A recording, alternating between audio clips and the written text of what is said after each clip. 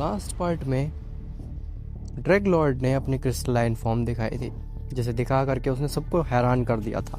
वहीं दूसरी तरफ म्यूटोरस ने अपने सॉर्सरर पावर का इस्तेमाल करके अपने पूरे यूनिवर्स को ही करप्ट कर दिया था।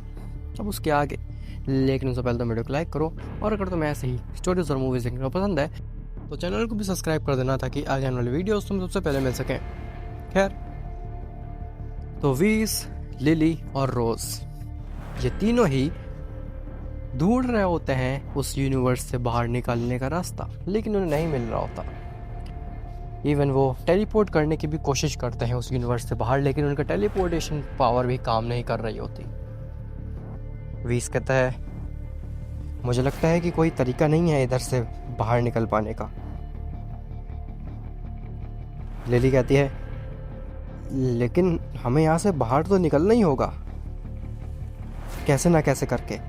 डिस्ट्रॉयर्स की हालत तो बिगड़ती ही जा रही है। अगर हम इस यूनिवर्स से बाहर नहीं निकलेंगे तो ये डिस्ट्रॉयर्स खत्म हो जाएंगे।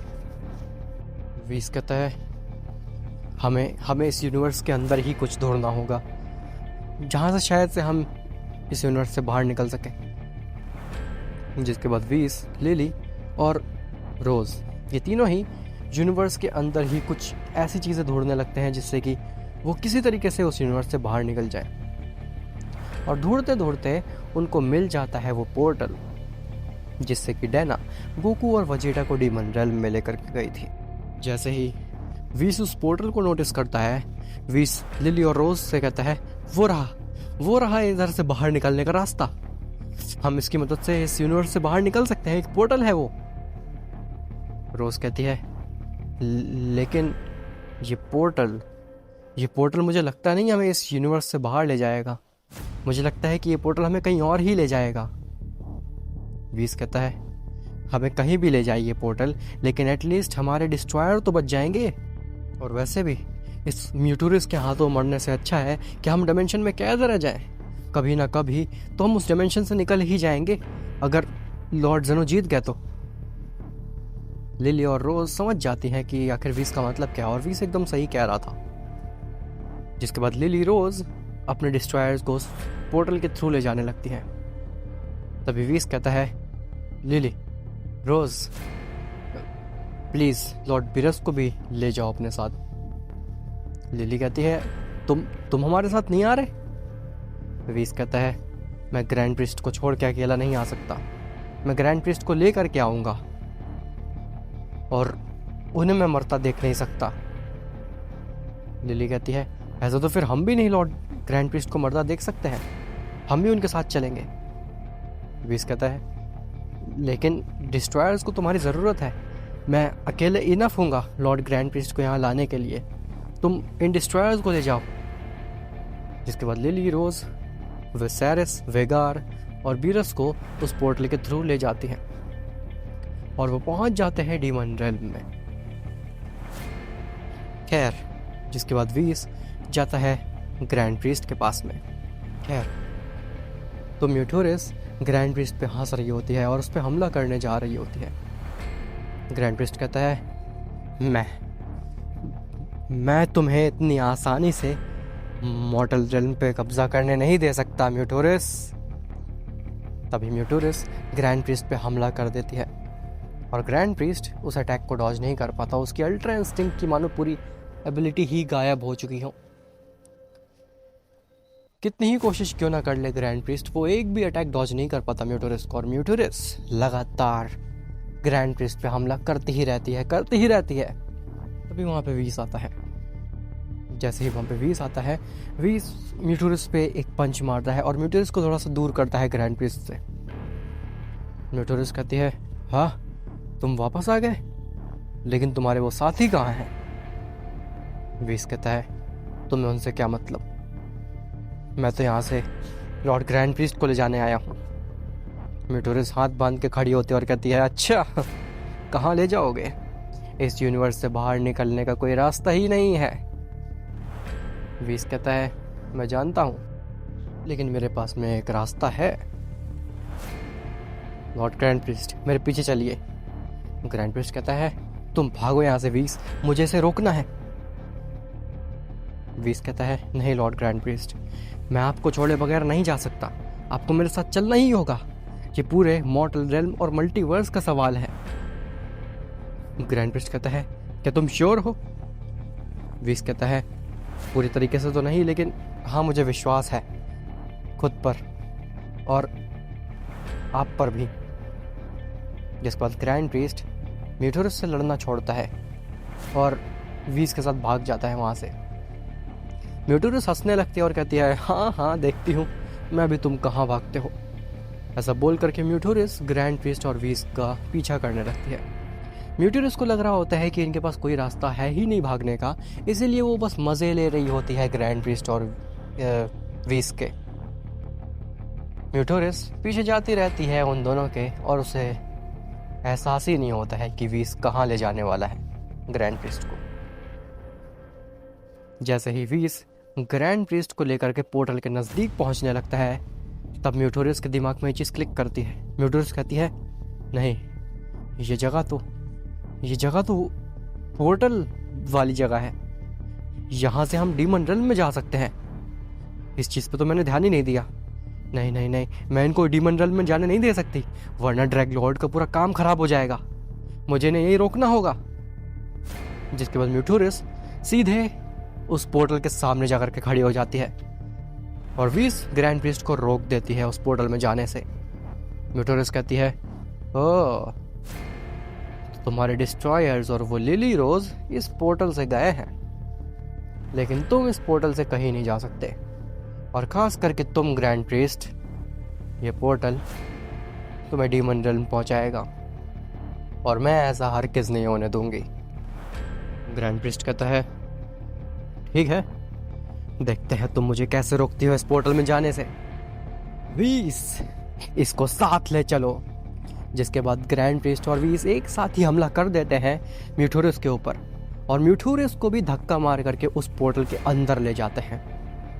जैसे ही वो उस पोर्टल के अंदर जाते हैं तो यूनिवर्स 15 में जो भी डार्क क्लाउड होते हैं वो ऑटोमेटिकली गायब हो जाते हैं और यूनिवर्स 15 पहले जैसा हो जाता है। वहीं ग्रैंड प्रीस्ट, वीस और म्यूटोरस ये तीनों भी डीमन रेल्म में पहुंच जाते हैं, जहां पे ऑलरेडी बीरस, वसेरिस, वेगार और लिली रोज होते हैं। डिस्ट्रॉयर्स पूरी तरीके से हील हो चुके थे। जैसे ही वो डीमन रेल्म में उनकी पावर्स वापस आ गई और म्यूटोरस उन सभी के बीच में दोबारा से फंस गई। म्यूटोरस कहती है, नहीं नहीं ऐसा नहीं हो सकता, तुम मुझे डीमन रेल्म ले आए। अगर ड्रैग लॉर्ड को पता चलेगा कि मैं डीमन रेल्म में आई हूँ तो उसे लगेगा कि मैं उसे मारने के लिए आई थी, उसे फंसाने के लिए आई थी, और वो मेरे पंजे में नहीं फंस पाएगा। तुम बेवकूफ़ों की वजह से मुझे भी यहाँ पे आना पड़ा। तुमको अगर आना था तो तुम आ जाते, लेकिन मुझे क्यों खींचा यहाँ पे? मुझे वापस जाना होगा। ऐसा बोल करके म्यूटोरस जा रही होती है, लेकिन ग्रैंड प्रीस्ट म्यूटोरस को पकड़ लेता है और ग्रैंड प्रीस्ट की पावर्स भी वापस आ चुकी थी। म्यूटोरस ग्रैंड प्रीस्ट पे हमला करती है, लेकिन ग्रैंड प्रीस्ट अपने अल्ट्रा इंस्टिंक्ट का इस्तेमाल करके उस अटैक को डॉज कर लेता है और म्यूटोरस के गले को पकड़ लेता है सीधे। ग्रैंड प्रीस्ट कहता है, तुम एक एंजल हो, तुम्हारे अंदर इमोशन नहीं होने चाहिए थे, लेकिन तुम्हारे अंदर इमोशन है, इसका मतलब है कि तुम मेरी क्रिएशन तो नहीं हो सकती। मैंने एंजल्स को इतने सोचने की कैपेबिलिटी दी ही नहीं थी जितना तुम आगे बढ़ रही हो म्यूटोरस, और इसीलिए तुम्हें मरना होगा, तुम जी नहीं सकते। खैर वहीं दूसरी तरफ गोजीटा ड्रैग लॉर्ड से फाइट करने लगता है। गोजीटा और ड्रैग लॉर्ड की फाइट थोड़ी सी इंटेंस होने लगती है। ड्रैग लॉर्ड की क्रिस्टलाइन फॉर्म काफ़ी ज़्यादा फास्ट, इसी के साथ साथ पावरफुल भी होती है। गोजीटा अब ड्रैग लॉर्ड को अपनी स्पीड की मदद से ऑफ गार्ड नहीं पकड़ पा रहा होता, क्योंकि ड्रैग लॉर्ड भी गोजीटा के मुताबिक काफ़ी फास्ट हो चुका था। गोजीटा और ड्रैग लॉर्ड के बीच में एक कांटे की युद्ध होती है। दोनों ही एक दूसरे पे पंच मारते हैं और एक दूसरे के पंच को डॉज करते हैं। ड्रैग लॉर्ड और गोजीटा की फाइट का कोई अंजाम नहीं निकल रहा होता, वो बस पंचेस एक्सचेंज कर रहे होते हैं एक दूसरे से, और उनकी फाइट का कोई भी अंजाम नहीं निकल रहा होता। तभी गोजीटा के दिमाग में आता है, कि ऐसे ही चलता रहा तो फिर मेरे फ्यूजन का टाइम ख़त्म हो जाएगा, और एक बार मेरे फ्यूजन का टाइम ख़त्म हो गया तो फिर मैं इसे नहीं हरा पाऊँगा, मैं फेल हो जाऊँगा। ना ना, मुझे कुछ ना कुछ करके इस ड्रैग लॉर्ड को जल्द से जल्द ख़त्म करना होगा। तभी गोजिटा की नज़र जाती है ड्रैग लॉर्ड की चेस्ट पे, जिसमें एक ज़ोरदार लाइट चमक रही होती है। गोजिटा कहता है, ये लाइट मुझे लगता है इसकी वीकनेस हो सकती है, लेकिन इसकी बॉडी इतनी ज़्यादा हार्ड है, मुझे नहीं लगता है कि मेरे कोई भी कामेहामेहा या फिर इवन सोल पनिशर भी इसकी बॉडी को चीर पाएंगे। मुझे कुछ और ढूंढना होगा जिसकी मदद से मैं इसकी बॉडी को डिस्ट्रॉय कर सकूं, इसके क्रिस्टल्स को बिखेर सकूं हर जगह, इसके उस हार्ट पे हमला कर सकूं। लेकिन गोजिटा को कुछ भी नहीं नज़र आ रहा होता, ना ही उसके पास में कोई अटैक होता है जिससे कि ड्रैग लॉर्ड डिस्ट्रॉय हो सकता, और ना ही उसके पास में कोई ऐसा वेपन होता है जिसकी मदद से ड्रैग लॉर्ड को हराया जा सकता। तभी गोजिटा की जो बॉडी में ऑरा होता है वो धीरे धीरे उसके हाथ में शिफ्ट करने लगता है, और जैसे जैसे वो एनर्जी गोजिटा के हाथ में आती है तो गोजिटा के हाथ में एक की स्वॉर्ड बन जाती है। गोजिटा कहता है, ये तो की स्वॉर्ड है, क्या सेयंस की एनर्जी मुझे एक हिंट दे रही है कि मैं अपनी की स्वॉर्ड की मदद से इसके हार्ट पे वार कर सकता हूँ? लेकिन मेरे पास सिर्फ एक ही मौका होगा, क्योंकि मेरी पूरी बॉडी का जो प्रोटेक्टिव ऑरा था, जिसकी वजह से मैं बच रहा था क्रिस्टलाइन होने से, वो सब मेरे हाथों में आ चुका है इस की स्वॉर्ड के फॉर्म में। तो अगर ड्रैग लॉर्ड ने मुझे टच कर लिया और मैं इस की स्वॉर्ड को उसके चेस्ट में नहीं घुसा पाया, तो फिर मैं क्रिस्टलाइन बन जाऊंगा और हार जाऊंगा। लेकिन मुझे ये रिस्क लेना ही पड़ेगा, बिना रिस्क लिए मैं इस ड्रैग लॉर्ड को नहीं हरा सकता। गोजिटा डिसाइड करता है कि वो ड्रैग लॉर्ड को अपने मार्शल आर्ट की स्किल से फंसाएगा और उसके चेस्ट में वो की स्वॉर्ड घुसा देगा। ड्रैग लॉर्ड इस चीज़ को नोटिस करता है और वो समझ जाता है कि आखिर गोजिटा करने क्या वाला है। ड्रैग लॉर्ड कहता है, हाँ आ जाओ, मेरे चेस्ट पे वार करने वाले हो ना तुम, कर लो, मैं भी देखता हूँ तुम कैसे अटैक करते हो मेरे ऊपर। इससे पहले तुम मेरे ऊपर हमला करो, मैं तुम्हें क्रिस्टलाइन बना दूंगा। तभी गोजिटा सीधे ही ड्रैग लॉर्ड की तरफ बढ़ता है तेजी से, और ड्रैग लॉर्ड भी गोजिटा की तरफ बढ़ता है। लेकिन जैसे ही गोजिटा और ड्रैग लॉर्ड सामने आते हैं, गोजिटा इंस्टेंट ट्रांसमिशन करके ड्रैग लॉर्ड के पीछे चला जाता है। ड्रैग लॉर्ड अब फास्ट हो चुका था, अब वो पुराना स्लो ड्रैग लॉर्ड नहीं था, इसीलिए वो भी अपने फास्ट रिएक्शन दिखा करके तुरंत ही पीछे घूम जाता है और गोजिटा के अटैक को डॉज करने की कोशिश करता है। तभी गोजिटा अपनी की स्वॉर्ड को ड्रैग लॉर्ड के चेस्ट के नज़दीक ले जाता है, और ड्रैग लॉर्ड को लगता है कि यही मौका है इसको ऑफ गार्ड पकड़ने का, इसलिए ड्रैग लॉर्ड गोजिटा को टच करने जाता है, लेकिन गोजिटा दोबारा से इंस्टेंट ट्रांसमिशन कर देता है। इस बार गोजिटा ड्रैग लॉर्ड के नीचे आ जाता है और गोजिटा अपनी की स्वॉर्ड की मदद से ड्रैग लॉर्ड के पैर को ही काट देता है, जिससे कि ड्रैग लॉर्ड अब और ज़्यादा अपनी मूवमेंट ना कर सके। ड्रैग लॉर्ड के पैर जैसे ही कट जाते हैं, वो बिल्कुल भी संभाल नहीं पाता अपने आप को और वो ज़मीन में गिर जाता है। जिसके बाद गोजिटा ड्रैग लॉर्ड के चेस्ट पे वार करने जाता है, लेकिन ड्रैग लॉर्ड के हाथ अभी भी थे, तो वो गोजिटा के पैर को टच करने की कोशिश करता है, लेकिन गोजिटा एक बैक फ्लिप मार करके अपनी की स्वॉर्ड से ड्रैग लॉर्ड के दोनों हाथ भी काट देता है। जिसके बाद सिर्फ ड्रैग लॉर्ड की बॉडी बची हुई थी, उसके हाथ पैर ये सब कुछ अलग हो चुका था उसकी बॉडी से। गोजिटा जिसके बाद ड्रैग लॉर्ड की तरफ देखता है, ड्रैग लॉर्ड एक बेसहारा बीइंग की तरह पड़ा होता है।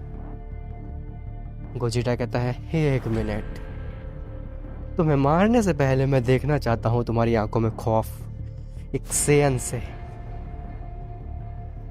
ड्रैग लॉर्ड अब कुछ भी नहीं कर सकता था, ना वो मूव कर पा रहा था क्योंकि उसके पास कुछ था ही नहीं अब। लेकिन फिर भी ड्रैग लॉर्ड हार नहीं मान रहा था। ड्रैग लॉर्ड पूरी कोशिश करता है और जो उसके हाथ और पैर होते हैं वो वापस आकर के उसकी बॉडी से अटैच होने वाले थे। लेकिन गोजीटा इन सब में अपना ज़्यादा टाइम वेस्ट नहीं करता और अपनी उसकी स्वॉर्ड को सीधे ही ड्रैग लॉर्ड के चेस्ट में घुसा देता है, जिससे कि एक बहुत ही खतरनाक एक्सप्लोजन होता है। एक ऐसा एक्सप्लोजन जिससे कि पूरा डीमन रेल्म 1 सेकंड के लिए लाइट अप हो जाता है और ऐसा लगता है कि पूरा डीमन रेल्म ही हेवन पहुंच चुका है। इतनी ज़्यादा रोशनी, इतना ज़्यादा खतरनाक ब्लास्ट डीमन रेल्म में एक वॉइड क्रिएट कर देता है, जो कि काफ़ी सालों तक फिल ना हो सके। इतना खतरनाक वॉइड जो कि पूरे एग्जिस्टेंस का सबसे बड़ा वॉइड कहलाया जा सकता है। वो एक्सप्लोजन इतना पावरफुल था और जब ये एक्सप्लोजन होता है तो पूरे डीमन रेल्म को पता चल जाता है कि ड्रैग लॉर्ड मारा गया। जब ड्रैग लॉर्ड मर जाता है तो डैना को भी पता चल जाता है कि ड्रैग लॉर्ड जा चुका है। तो अब ज़ेनो को बचा करके कोई भी फ़ायदा नहीं है, तो डैना भी ज़ेनो को एज इट इज़ अनकॉन्शियस छोड़ देती है। अब आखिर क्या सब कुछ ख़त्म हो गया? क्या ड्रैग लॉर्ड वाकई में मर गया है? और क्या गोजीटा भी साथ में मर गया उसके? म्यूटोरिस का क्या वो अपने काम में कामयाब हो पाएगी? वेल, ये सब तुम्हें पता चलेगा नेक्स्ट पार्ट में। और हाँ गाइस, मुझे बताना था कि जो नेक्स्ट मूवी है वो 17 जनवरी को आने वाली है, तो तैयार रहना 17 जनवरी को, क्योंकि मूवी काफ़ी समय बाद ला रहा हूँ और काफ़ी हट के टॉपिक पे ला रहा हूँ। तो मिलता तुमसे नेक्स्ट पार्ट में, तब तक के लिए बाय बाय।